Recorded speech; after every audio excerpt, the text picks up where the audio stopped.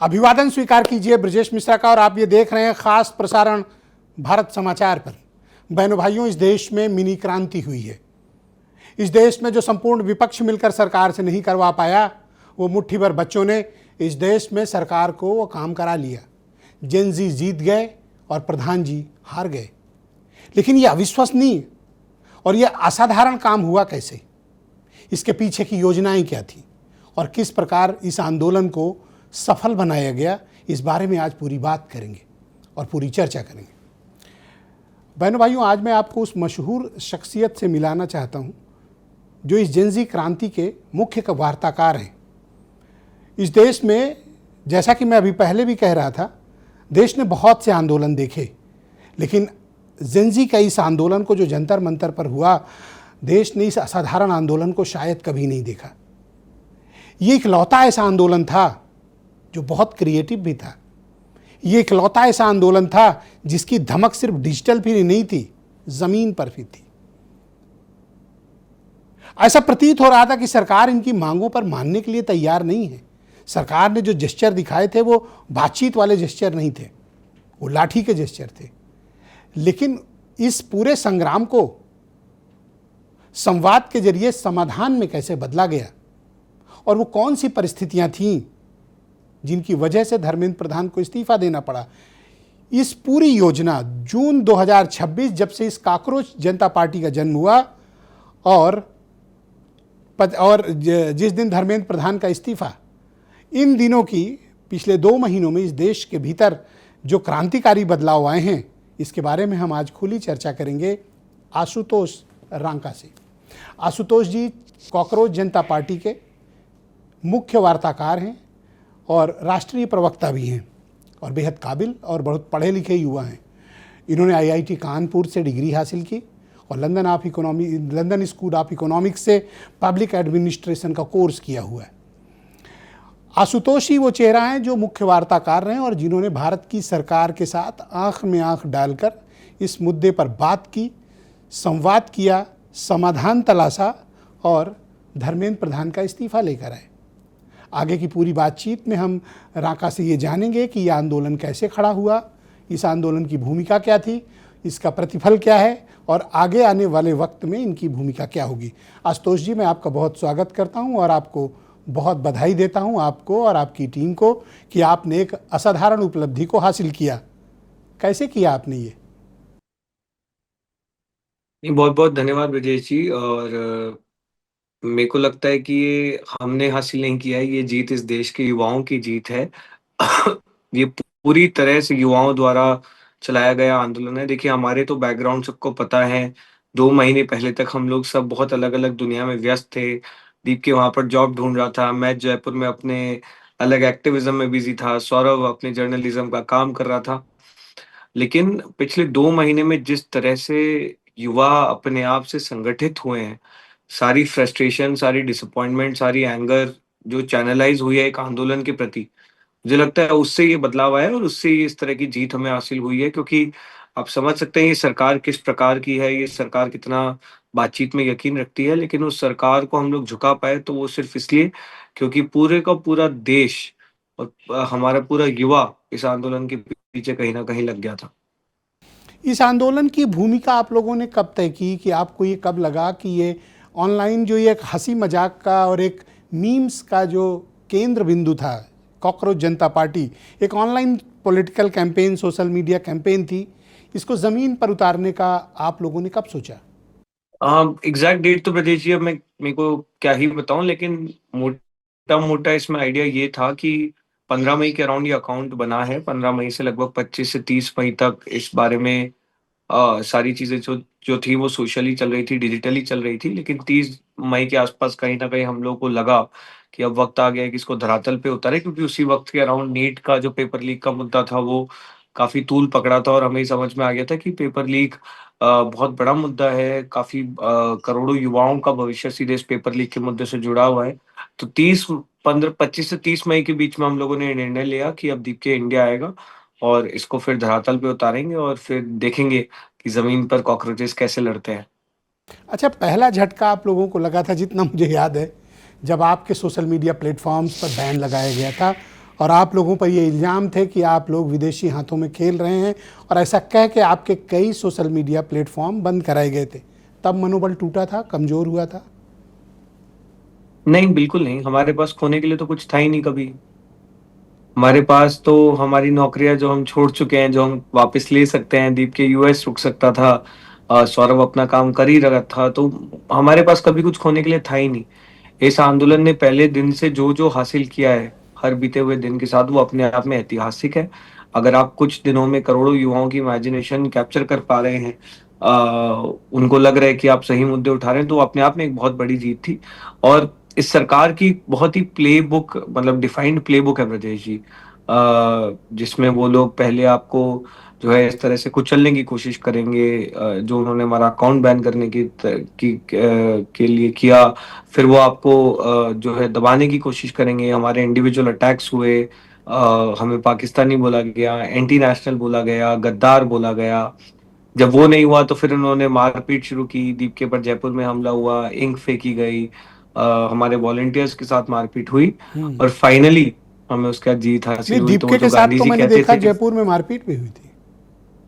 हाँ, वही दीपके के साथ जयपुर में मारपीट हुई थी। वो सभी लोग एबीवीपी के लोग थे। दिल्ली में जो जिन वॉलंटियर को, हमारे निशु के फादर को पीटा गया, भाजपा के गुंडों ने पीटा। जिस महिला ने इंक फेंकी वो भाजपा की वर्कर है। तो उन सब चीजों के लिए हम लोग प्रिपेयर्ड थे। बहुत ही डिफाइंड प्लेबुक है। लेकिन जैसा गांधी जी ने कहा है, first they ignore you, then they laugh at you, and then they fight you, and then you win. वही आप चीज जी, इस आंदोलन ने हासिल की है। आपके पुराने सारे सोशल मीडिया अकाउंट्स आपको वापस मिले, या अभी भी उनमें से कई पर प्रतिबंध है? हाँ, अभी अभी जो हमारा ट्विटर अकाउंट बैन हुआ था, उस पे हाई कोर्ट ने जो है बैन हटा दिया है। और मजे की बात ये है कि जिस अकाउंट को नेशनल सिक्योरिटी थ्रेट कह के बैन किया गया था, उस कोर्ट हियरिंग में सरकार ने बोला कि हमने तो सिर्फ नीट के मुद्दे के लिए किया था, कि नीट के रीपेपर में किसी प्रकार की कोई अड़चन ना आए। तो सरकार भी बहुत विरोधाभासी काम करती है। सरकार की मंशा भी बहुत जगहों पे बहुत क्लियर हो गई है इस आंदोलन के बाद, की जी। बातचीत में यकीन नहीं करते हैं, बस डिस्क्रेडिट करने में, कुचलने में, मारपीट करने में यकीन रखते हैं। आपका पुराना वाला इंस्टाग्राम भी वापस मिला, या अभी उस पर प्रतिबंध है? नहीं, नहीं, इंस्टाग्राम तो हमेशा हमारा चल रहा था। बीच में कुछ घंटे के लिए बैन हुआ था 2-3 ओके। बार, लेकिन अभी फंक्शनिंग है। अब आते हैं कि जो आपने जंतर मंतर पर एक वृहद आंदोलन किया, जब आपने 20 तारीख की ये कॉल दी कि 20 जुलाई को हम संसद मार्च करेंगे, आपको अंदाज़ा था कि इतनी बड़ी संख्या में हुजूम आएगा, स्टूडेंट्स आ जाएंगे? क्योंकि उसके पहले बहुत मीडिया अटेंशन या बहुत ज़्यादा भीड़ या सरकार पर दबाव बनने लायक माहौल नहीं बन रहा था। लेकिन 20 तारीख की घटना को मैं मानता हूँ कि वो एक डिवाइड लाइन थी। तो 20 तारीख को क्या हुआ था? देखिए, 20 को ब्रजेश जी, अंडरकरंट बहुत ज्यादा था। हमें जिस प्रकार के इनपुट्स आ रहे थे, स्पेशली उन शहरों से जहां हम जाके ऑलरेडी प्रदर्शन करके आए थे, वहां से हमें बहुत स्ट्रॉन्ग अंडरकरंट था कि बहुत हजारों की संख्या में लोग मोबिलाइज हुए हैं। जहां तक प्रेशर की बात है, मुझे लगता है कि जो मेन स्ट्रीम मीडिया, और जब मैं मेन स्ट्रीम मीडिया कहता हूं तो मैं आपके चैनल की बात नहीं कर रहा हूँ, क्योंकि आपके चैनल ने तो हमें पहले दिन से कवरेज दी है। दिग्यांशु जी पहले दिन से ग्राउंड पर रहे हैं, और तब से खड़े रहे हैं जब तक कोई और खड़ा नहीं था। लेकिन जो बाकी मेन स्ट्रीम मीडिया के चैनल्स हैं, उन्होंने भले ही हमारी न्यूज नहीं चलाई हो, लेकिन अंडरकरंट बहुत स्ट्रांग था। जनता में इसकी आवाज थी। इंस्टाग्राम पे हमारी रीच बहुत अच्छी थी, और लगातार हमें महसूस हो रहा था कि बहुत ज्यादा संख्या में दिल्ली लोग आने वाले हैं। हाँ, फिर भी मैं कहूंगा कि जितने लोग उस दिन मौजूद थे, जितने लाखों की संख्या में लोग मौजूद थे, वो हमारे लिए भी बहुत ज्यादा सरप्राइजिंग था। क्योंकि आप 1.5 महीने पुराने आंदोलन से अपेक्षा नहीं करते हैं कि वो लाखों लोगों की हाँ। भीड़ जुटा सके। लेकिन वो कहीं ना कहीं एक ऑनेस्ट एजेंडा के साथ हम लोग काम कर रहे थे, बहुत ही क्लीन मुद्दे पर हम लोग काम कर रहे थे, वो उसी से लोग इंस्पायर हुए। मैंने देखा 20 जुलाई वाले में ना हमारे उत्तर प्रदेश के बहुत युवा गए थे, बहुत बड़ी संख्या थी उत्तर प्रदेश के युवाओं की। तो 20 को जब आप लोगों ने ये संसद मार्च शुरू किया, तो आपको अंदाज़ा था कि इस आंदोलन में पुलिस लाठीचार्ज कर सकती है, पिटाई कर सकती है, कपड़े भी फाड़ सकती है, या इससे भी बढ़कर आगे गोली भी चल सकती है? आप लोगों को अंदाज़ा था कि आप कितने बड़े खतरे की तरफ बढ़ रहे हैं, या आप हजारों छात्रों को, छात्राओं को एक बड़े जोखिम की तरफ आगे बढ़ने को धकेल रहे हैं? नहीं, देखिए, जिस प्रकार की बर्बरता 20 तारीख को हुई, वो मुझे नहीं लगता किसी ने भी एक्सपेक्ट की होगी। बहुत क्लियरली वो एक प्लान्ड अटैक था हमारे स्टूडेंट्स पे, हमारे लोकतंत्र पे। छोटे छोटे बच्चों को मोलेस्ट किया गया है, सर फोड़े गए हैं, सड़कों पर घसीटा गया है। लाठियां मारने के बाद, एम्बुलेंस में भेजने के बाद, एम्बुलेंस से निकाल कर फिर लोगों को मारा गया है। गीतांजलि जी जो सोनम जी की वाइफ है, उनके बाल खींचे गए। जो हमारे वॉलंटियर्स एक्चुअली इनकी क्राउड मैनेजमेंट में हेल्प कर रहे थे, उनको मारा गया है। तो वो तो मतलब बहुत क्लियरली एक प्लान्ड अटैक था, ब्रुटैलिटी का। ये सरकार पहले से या दिल्ली पुलिस ने पहले से शायद प्लान किया था। नहीं तो जिस तरह की बर्बरता हमने देखी है उस दिन, मतलब शब्द नहीं है हमारे पास बयां करने के लिए कि हमने किस तरह की चीजें उस दिन देखी हैं अपनी आंखों से। जिंदगी में कभी ऐसी सिचुएशन फेस की थी? नहीं सर, मैं तो ये सबको बताता हूँ कि 6 जून को जब दीप के आया था एयरपोर्ट से, जब लैंड किया था, तो उसको मैं ही रिसीव करने गया था। तो मैं और दीप के जब जंतर मंतर पहुंचे, तो हम जीवन में पहली बार जंतर मंतर पहुंचे थे। हमने तो मतलब इस तरह का कभी कुछ ना देखा है ना किया है। हम सब प्रोफेशनल लोग हैं। मैं IIT Kanpur London school of economics से पढ़ा हुआ हूँ, जॉब करता था, लंदन में जॉब कर रहा था। दीप के बॉस्टन यूनिवर्सिटी से पढ़ाई कर रहा था। तो हमारा आंदोलनों से कभी सरोकार नहीं रहा है, लेकिन हाँ, देश के लिए कुछ कर गुजरने की हमेशा से तमन्ना रही है, और भगवान ने मौका दिया सीजेपी के आंदोलन के माध्यम से कुछ कर पाने के लिए। इतने हाईली क्वालिफाइड लोग हो आप लोग, को तो बड़ी अच्छी अच्छी जॉब्स आ जाती। ये किस दुनिया में आ गए? सर, हाईली क्वालिफाइड है इसलिए तो हमारी रिस्पॉन्सिबिलिटी है। अगर हम लोग नहीं करेंगे तो कौन करेगा? जब तक इस देश के एम्पावर्ड लोग, जिन लोगों के पास सभी माध्यम है, जिन लोगों के पास नॉलेज है, जिन लोगों के पास प्रिविलेज है, जिन लोगों को बाहर की दुनिया के बारे में पता है, क्या चीजें हो सकती हैं, क्या चीजें की जा सकती हैं, जब तक वो लोग इनिशिएटिव नहीं लेंगे, जब तक वो आगे आके खड़े नहीं होंगे, तब तक हम बाकियों की क्या बात करें। तो वो तमन्ना हमेशा से मन में थी, और मुझे बहुत खुशी है कि ये मौका सीजेपी के माध्यम से हमें मिला। जब आप नड्डा जी से बात कर रहे थे और आपके 3 चरण की उनकी वार्ता हुई, तो दिल्ली में पुलिस लाठीचार्ज, बेटियों के कपड़े फाड़े जाने और बेहद बर्बर, बेरहमी और क्रूरता से जो पिटाई हुई स्टूडेंट प्रोटेस्ट में प्रभावितों की, आपने नड्डा जी से पूछा कि इसका जिम्मेदार कौन है और किसके आदेश पर यह सब हुआ बिल्कुल था? पूछा हमने। हमने बिल्कुल पूछा सर। आपने क्या जिस पूछा तरह की उनसे? मारपीट बर्बरता हुई, देखिए उसमें अब मैं डिटेल्स तो क्या ही बताऊं, लेकिन काफी ज्यादा वॉट अबाउटरी थी उस बात में। कि हमने इतना नहीं बोला था, कुछ कुछ लोगों ने गलतियां की, बच्चों ने भी तो गलत किया। तो वो वॉट अबाउटरी ज्यादा थी। हमें बहुत पहले क्लियर हो गया था कि दिल्ली पुलिस के मामले में सरकार बहुत ज्यादा कुछ करने नहीं वाली है। इसलिए पहले दिन से 20 तारीख की घटना के बाद से हमारी टीम लगी हुई है। हमारी टीम ने जो घायल भी हुए थे, सबका पूरा मेडिकल जांच इंश्योर करवाया। हमारी पूरी मेडिकल टीम लगातार सभी बच्चों के संपर्क में थी। हमने एक बहुत स्ट्रांग लीगल टीम तैयार की है, कपिल सिब्बल जी जैसे तमाम वरिष्ठ वकील उस टीम में हैं, और हम जितनी भी पुलिस द्वारा बर्बरता की गई उसको डॉक्यूमेंट कर रहे हैं, उसके सबूत इकट्ठे कर रहे हैं, वो वीडियोस इकट्ठे कर रहे हैं। और हमने ये वादा किया है उन सभी बच्चों से जिसको उस दिन मारा गया, कि एक एक पुलिसकर्मी जो दोषी है उसको हम कोर्ट में घसीटेंगे और न्याय दिलाएंगे। आपने 3 राउंड की घंटों वार्ता की देश के सबसे ताकतवर मंत्रियों से, जो प्रधानमंत्री और पूरी सरकार का मैंडेट लेकर आए थे। आप लोगों के बीच जो बात हुई उसे आपको सार्वजनिक करना चाहिए कि आप जब सवाल कर रहे थे दिल्ली पुलिस की भूमिका के बारे में, नीट पेपर सिस्टम बदलने के बारे में, देश के शिक्षा की प्रणाली को बदलने के बारे में और धर्मेंद्र प्रधान के इस्तीफे के बारे में, पहले दिन सरकार का क्या रुख था? देखिए, अगेन ओवरऑल मुझे लगता है कि बहुत डिटेल्स तो अब हम क्या ही बताएं, थोड़ा सा मुझे लगता है हम थोड़ा ये शेयर करना चाहिए, लोगों में उत्सुकता है थोड़ा जानने की। थोड़ा हाँ, मैं थोड़ा डिटेल्स आप लोगों को बताता हूँ। देखिए, एक ओवरऑल तो रिस्पॉन्सिवनेस तो बहुत ज्यादा बड़ी है सरकार की। जब हम पहली बार पहले दिन जब 20 तारीख को हम लोग गए थे, जब हमें 4 घंटे इंतजार भी करवाया गया, तो उस दिन सरकार काफी ज्यादा सुनने के मूड में नहीं थी। उसे एक मोर ऑफ अ फॉर्मेलिटी की तरह ट्रीट किया जा रहा था। लेकिन जब हमें 1-2 दिन बाद वापस बुलाया गया, तब सरकार काफी ज्यादा रिस्पॉन्सिव थी। जो 2 घंटे हमारी जितेंद्र सिंह जी से और नड्डा जी से बातचीत चली, उसमें वो लोग बहुत धैर्य से उन्होंने हमारी बातों को सुना। जी। उन्होंने अपनी तरफ इस्तीफा, शायद सही रास्ता नहीं है, कोई और रास्ते तय करने चाहिए। हमारा जो डिमांड चार्टर है, जिसमें हम लोगों ने ब्रॉडर रिफॉर्म्स की बात की, उस पर भी काफी डिस्कशन हुआ। सरकार ने अपना पक्ष भी रखा कि किस तरह से ऑलरेडी फास्ट ट्रैक कोर्ट्स और एनडीए में रिफॉर्म्स के लिए वो लोग काम कर रहे हैं।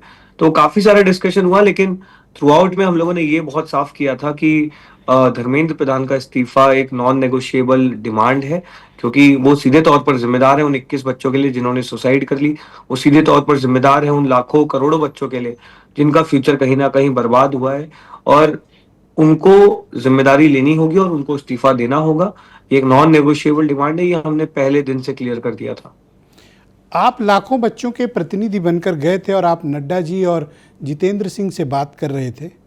आपको हर बार की वार्ता में ये लगा कि धर्मेंद्र प्रधान के अलावा बाकी सब मंजूर है? सर, बात इसकी नहीं है कि बाकी सब मंजूर है, बात इसकी है कि जो व्यक्ति आज पद पर है, अगर वो अपना काम ठीक से नहीं कर रहा है, अगर उसके कार्यकाल में इतनी सारी दिक्कतें हो रही हैं, पेपर लीक हो रहे हैं, पोर्टल्स के भट्टे बैठ रहे हैं, तो वो व्यक्ति उस पद पर रहने लायक है नहीं। तो कौन मंजूर है, कौन नहीं मंजूर है, मेरे तो को नहीं उनके लगता कि तर्क हम और तथ्य उसमें क्या जाना। होते थे जब आप इस्तीफे की मांग करते थे तो? देखिए, नहीं, जब से हम लोगों ने रेजिग्नेशन की बात की है, उस कभी भी सरकार की तरफ से ना हाँ बोला गया है, ना बोला गया है कि ये स्ट्रिक्ट नो है या फिर हम देखेंगे। वो बार बार लगातार यही बात हो रही थी कि इसका फाइनल कॉल जो है प्रधानमंत्री लेंगे और जो भी डिसीजन होगा वो हमें कम्युनिकेट किया जाएगा। लेकिन कभी भी सरकार की तरफ से ये नहीं बोला गया कि ये किसी भी हालत में नहीं होगा या 100% हो जाएगा। वो तो कल ही हमें जाके क्लियर हुआ। पर सूत्रों के जरिए तो कई प्रमुख चैनलों ने ये चलाया कि किसी कीमत पर नहीं। फिर ये कैसे सूत्र बदल गए? तो आप तो सामने थे, तो आप ज़्यादा बेहतर इन सूत्रों के या इसके बारे में देखिए, बताएं, क्योंकि 2 दिन पहले तो हमने देखा था हम एक बहुत प्रमुख चैनल पे ये बात थी कि सूत्र कह रहे हैं। नहीं sir, with all due respect, main stream media जब भी इस तरह की बातें करता है हम इग्नोर करते हैं, क्योंकि हमें पता है कि मेन स्ट्रीम मीडिया एक एजेंडा के साथ काम कर रहा है। आज तक इन्होंने अपने किसी सूत्र का नाम बताया नहीं है और हमें ये बहुत क्लियर था कि सरकार में बहुत ही कम लोग इस समय उन्हें आइडिया है कि क्या जो है रियलिटी है, क्या डिसीजन लिया जा रहा है सरकार के द्वारा। तो इस तरह के सूत्रों पे अब हम यकीन नहीं रखते हैं और ओवरऑल मेन स्ट्रीम मीडिया की क्रेडिबिलिटी इतनी कम हो चुकी है अब इस देश में कि वैसे भी उनकी बातें जब हम सुनते हैं तो वो we take it with a pinch of salt. तो क्या मेन स्ट्रीम मीडिया के महत्व को आप मानते हैं कि अब इस देश में समाचार पत्र या टेलीविज़न न्यूज़ चैनल्स नई जनरेशन का संचार माध्यम नहीं रह गए? नहीं, बिल्कुल नहीं रहे हैं। आप 25 दिन तक हमें लगातार ब्लैकआउट किया गया मेन स्ट्रीम मीडिया द्वारा। बिल्कुल भी हमें कवरेज नहीं दी गई। सिर्फ और सिर्फ जो यूट्यूबर्स थे, इंस्टाग्राम के जो न्यूज़ चैनल्स थे, आप जैसे न्यूज़ चैनल्स थे, उन लोगों ने ही हमें कवर किया और फिर भी हम एक इतना बड़ा आंदोलन खड़ा कर पाए और इस आंदोलन को और बड़ा कर पाए। वो लोग जब मेन स्ट्रीम मीडिया जब इन्वॉल्व हुआ उसके बाद भी कितने दिनों तक हमें सिर्फ डिस्क्रेडिट करने का काम दिया गया। हमें गालियां दी गई, हमें चाइना से लिंक्स बताए गए, मेरे खिलाफ चलाया गया कि मैं देश में वायलेंस फैलाने की बातें कर रहा हूँ। तो वो सब चीजें की गई लेकिन फिर भी लोगों को फर्क नहीं पड़ा। तो आशुतोष जी, अब आते हैं 24 तारीख वाली घटना पे। तो इसके पहले की रात आप लोगों का खाना पानी बंद कर दिया गया था।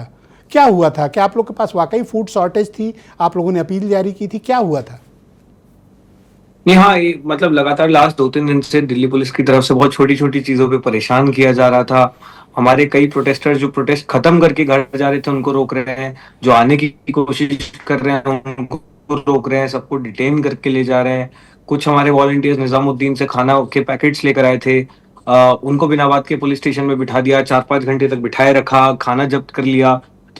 तो वो सब चीजें हो रही थी। उसके अलावा फिर जो हम बटालियन की बातें सुन रहे थे, इंटरनेट बंद किया गया था, तो उससे काफी स्ट्रांग हमें इंटेल मिला था कि सरकार पुलिस के द्वारा क्रैकडाउन करना चाहती है, हमें अरेस्ट करना चाहती है। इसलिए हम लोग भी काफी हाई अलर्ट मोड पे थे कि कुछ भी अगर हो तो हम लोग उसके लिए किस तरह से प्रिपेयर करेंगे। पंगा तो बहुत बड़ा लिया था, जिंदगी नरक हो जाती है आपकी। मुझे लगता है कि जिस चीज के लिए लड़ रहे हैं उस चीज के लिए हम जैसे 2-3 लोगों की जिंदगी बर्बाद होना कोई बड़ी बात नहीं है। It's a very small price to pay for what we are fighting for. Okay, तो आपकी जब कल वार्ता होने जा रही थी उसके ठीक पहले 2:25 पर धर्मेंद्र प्रधान का ट्वीट आया और उन्होंने कहा कि वो उन्होंने पद त्याग कर दिया है। अचानक से ये कैसे हुआ? सर, मुझे तो लगता है इसका आंसर सिर्फ अमित शाह जी दे सकते हैं, मोदी जी दे सकते हैं। लेकिन ओवरऑल जो सरकार पे प्रेशर था वो लगातार बढ़ रहा था। देश भर में 300-400 शहरों में इस समय प्रदर्शन चल रहे थे।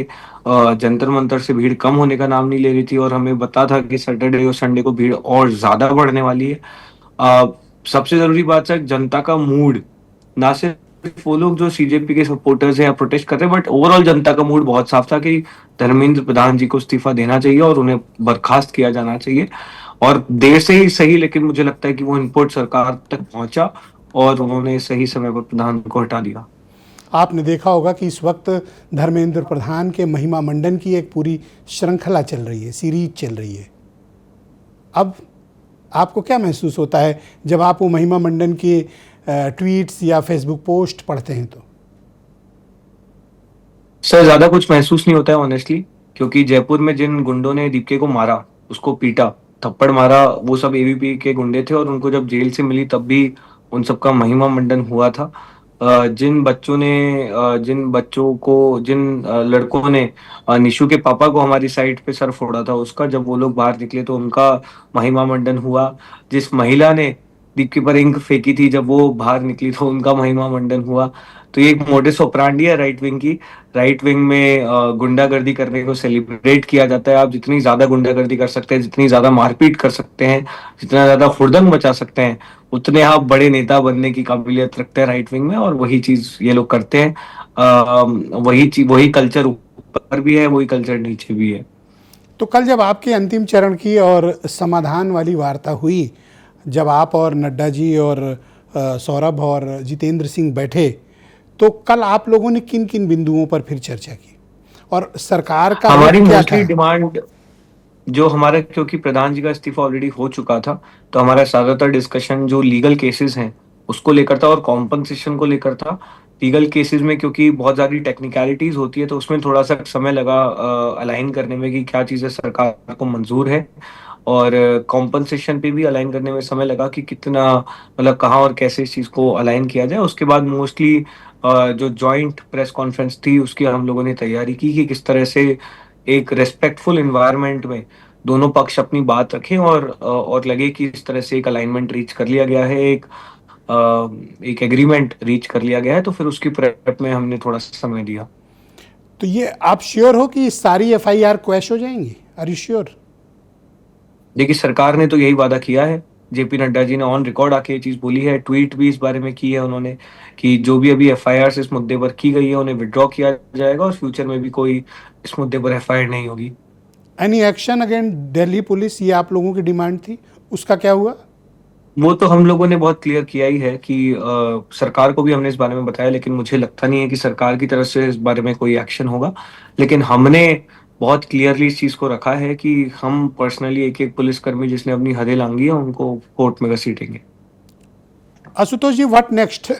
अब तो ये आपने अचीव कर लिया, जो संपूर्ण विपक्ष मिलकर भी बीजेपी से कभी अचीव नहीं कर पाया था, वो मिरेकल आप लोगों ने किया। Then what next? अब क्या, आगे क्या? सर अभी ऑनेस्टली अगले कुछ दिन तो हम लोग सोएंगे। हम 2 महीने से हम लोग सोए नहीं है, अपने घरों से दूर हैं, अपने पेरेंट्स से, अपनी वाइफ से मिले नहीं है। तो अगले कुछ दिन तो हम आराम करेंगे, लेकिन जोक्स असाइड, हमारा बहुत मन है कि हम थोड़ा सा अपने आप को और संगठित करें। जितने भी देश भर से लोग सपोर्टर्स हैं उनको हम थोड़ा सा ऑर्गेनाइज करना चाहेंगे। कई शहरों से डिमांड आ रही है कि सीजेपी वहां पर भी पहुंचे, लोगों के बीच उनकी मुद्दे सुने, उनको हाईलाइट करे। उस पर हम लोग काम करना चाहेंगे। उसके अलावा हम बहुत जल्द एक कंसल्टेशन शुरू कर रहे हैं कि किस तरह से हमारे एजुकेशन सिस्टम को और बेहतर किया जा सकता है। उस पर हम देश भर से जो है विचार और लेना चाहते हैं, इंफॉर्मेशन लेना चाहते हैं, उस पर काम करेंगे। आप व्यवस्था में बदलाव चाहते हैं तो आप राजनीति में क्यों नहीं हैं? आपको तो होना चाहिए। सर व्यवस्था में बदलाव के लिए सिर्फ राजनीति थोड़ी जरूरी है, उससे सिर्फ नहीं हो रहा है ना कहीं उससे नहीं हो रहा था, इसीलिए इस प्रेशर ग्रुप की जरूरत पड़ी। जब हमारी राजनीति फेल हो रही थी अकाउंटेबिलिटी लाने में, जब राजनीति फेल हो रही थी युवाओं के मुद्दे उठाने में, तो इसीलिए शायद इस तरह के प्रेशर ग्रुप्स बने। मुझे लगता है कि लोकतंत्र को सिर्फ 5 साल में सवाल उठाना भी लोकतंत्र का बहुत बड़ा हिस्सा है। लोगों की बात सरकार तक पहुंचाना बहुत बड़ा हिस्सा है। सरकार पर दबाव बनाना लोकतंत्र का बहुत बड़ा हिस्सा है। सरकार को जवाबदेह बनाना लोकतंत्र का बहुत बड़ा हिस्सा है। और इस सबके लिए आपको सिर्फ राजनीतिक पार्टियों से काम नहीं चलेगा, आपको निष्पक्ष मीडिया भी चाहिए, आपको निष्पक्ष संस्थान भी चाहिए। सबसे जरूरी आपको जागरूक नागरिक चाहिए जो सरकार से लगातार सवाल करें और उन्हें कटघरे में रखें। वही कल्चर हम लोग वापस लाने की कोशिश कर रहे हैं कि democracy should not be reduced to an election in 5 years, it should be something that is lived every single day by every citizen of this country. तो क्या आप मुख्य धारा की राजनीति का हिस्सा नहीं बनना चाहते हैं, या भविष्य में हम माने कि आप मुख्य धारा की राजनीति में आकर व्यवस्था परिवर्तन की बात करेंगे? नहीं, देखिए, हमें मुद्दे उठाने हैं, युवाओं के मुद्दे उठाने हैं, एक प्लेटफॉर्म क्रिएट करना है जहाँ पे इश्यूज की बात हो, मुद्दों की बात हो और उन मुद्दों पर काम हो, और जिस भी शेप और फॉर्म में वो सबसे इफेक्टिव होगा हम वो करेंगे। एक्टिव मेन स्ट्रीम की पॉलिटिक्स का पार्ट आशुतोष जी बनना चाहेंगे? सर देखिए, मैं इतना सीखा हूँ, never say no to anything in politics. तो आने वाले वक्त में अगर लगेगा तो वो भी करेंगे। जो होगा मेरे को लगता है युवा तय करेंगे इस देश के। सीजेपी फॉर्मली रजिस्टर्ड होगी? आपका चुनाव लड़ने का कोई इरादा या सक्रिय राजनीति की कोई भूमिका है, या अभी ये एक फॉर्मल एक सोसाइटी है या एनजीओ है या एक ऑनलाइन समूह की तरह रखेंगे, या फिर अब आप इसको व्यवस्थित करने की कोई योजना बना रहे हैं? नहीं, व्यवस्थित तो हम डेफिनेटली करेंगे सर। इसको थोड़ा सा हम एक बेसिक संगठन बनाना चाहते हैं। देश भर में जो लोग अभी जुड़े हुए हैं सीजेपी के साथ, उनको हम एक ऑर्गेनाइज्ड कलेक्टिव की तरह बनाना चाहते हैं। अब उसको एग्जैक्टली आप सिविल सोसाइटी बोलना चाहें, एनजीओ बोलना चाहें, सोशल मूवमेंट बोलना चाहें, पॉलिटिकल मूवमेंट बोलना चाहें, वो मैं आप लोगों पे छोड़ देता हूँ। लेकिन डेफिनेटली हम खुद को ऑर्गेनाइज करेंगे। ओके, अब जिनको आप राइट विंग कहते हैं वो कुछ आरोप आपके ऊपर लगाते हैं कि आपके जो आउटरीच है वो सेलेक्टिव है, वो अपोजिशन रूल्ड स्टेट के में अगर पेपर लीक या एजुकेशन के इश्यूज हैं उन पर आप नहीं बोलते हैं। सर हमारी outreach was directed at the central government because of the NEET paper leak. Central government में इस समय भाजपा की सरकार है तो सवाल भाजपा से पूछेंगे। अगर कांग्रेस की सरकार होती तो कांग्रेस से पूछते, आम आदमी पार्टी की सरकार होती तो उनसे पूछते। जिसकी सरकार है उन्हीं से तो सवाल पूछेंगे। दूसरा इल्ज़ाम वो आप पर ये लगाते हैं कि आप लोगों को आगे करके अरविंद केजरीवाल ने अपना बदला लिया है। ये नाम भी सर रोज चेंज होता रहता है। कभी कोई बोलता है अखिलेश यादव ने आगे किया है, कभी कोई बोलता है कम्युनिस्टों ने आगे किया है, कभी कोई बोलता है सीआईए ने आगे किया है, कभी कोई बोलता है डीप स्टेट ने आगे किया है। तो ये नाम भी रोज चेंज होता रहता है। लेकिन इन राइट विंग वालों को भी अंदर ही अंदर पता है कि युवाओं ने आगे किया है, इसलिए उनको हमारी बात माननी पड़ी। ओके, तो अभी मैं ये जानना चाहता हूँ, हम अंतिम दौर में हैं और इस बारे में बात करेंगे कि क्या काकरोच जनता पार्टी आने वाले दिनों में कोई और आंदोलन को तैयार करती है, उसकी पृष्ठभूमि को तैयार करती है, या फिर अब आप सिर्फ कंसल्टेशन प्रोसेस में ही रहेंगे? चार्टर हमने सबमिट किया है। 4 हफ्ते का समय मांगा है सरकार ने कि 4 हफ्ते बाद हमारा डेलीगेशन फिर से उस डिमांड चार्टर को लेकर सरकार से मिले। उसके साथ साथ जहां भी हमें और मुद्दे लगते हैं जो हाईलाइट होने चाहिए वो हम उठाएंगे। प्रायोरिटी ये नहीं है कि आंदोलन करना है या सरकार से लड़ना है। प्रायोरिटी है कि सिस्टम को बदलना है, सिस्टम को सुधारना है। जहां वो सरकार के साथ रह के संभव है वहां सरकार के साथ रहकर करेंगे, जहां सरकार पर सवाल उठाना पड़ेगा वहां वो करेंगे। ओके, जब से ये आंदोलन खत्म हुआ और आपने विद इमीडिएट इफेक्ट, ये लाइन बड़ी वायरल हो रही है, तो वो क्या मूवमेंट था विद इमीडिएट इफेक्ट? कुछ खास मसला हो गया था जब आप नड्डा जी के साथ प्रेस कॉन्फ्रेंस के अंतिम दौर, ये इमीडिएट इफेक्ट की थोड़ी मीनिंग समझाइए हम लोगों को। वो लोग चाह रहे थे कि जंतर मंतर थोड़ा जल्दी खाली हो जाए, क्योंकि अगर अभी बैठे रह गए तो फिर कोई और नया आंदोलन हो जाएगा और किसी और नए का इस्तीफा ना मांग लिया जाए। लेकिन जोक्स असाइड, उनका पॉइंट यही था कि अगर हमारी बातें मान ली गई हैं तो फिर क्राउड डिस्पर्स हो जंतर मंतर से भी और आसपास के शहरों से भी, आसपास के इलाकों से भी, ताकि वापस से कानून व्यवस्था और उस चीज को ठीक किया जा सके। ये नड्डा जी की और जितेंद्र सिंह की आपके साथ हैंडलिंग कैसी रही? उन लोगों का बर्ताव आपके साथ कैसा था?